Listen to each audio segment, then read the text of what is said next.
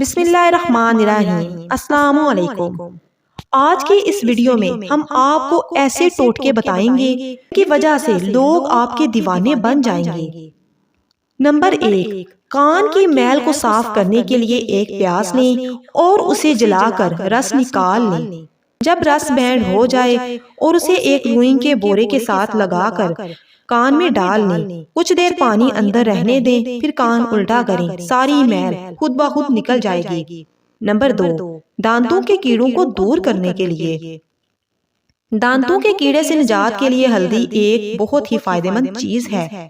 جس دانت میں درد ہو یا چھید ہو تو اس پر تھوڑی سی ہلدی رکھ لیں اور کچھ دیر ایسے میں رکھنے کے بعد صاف پانی سے کلیاں کر لیں، کچھ دنوں میں دانت ٹھیک ہو جائیں گے۔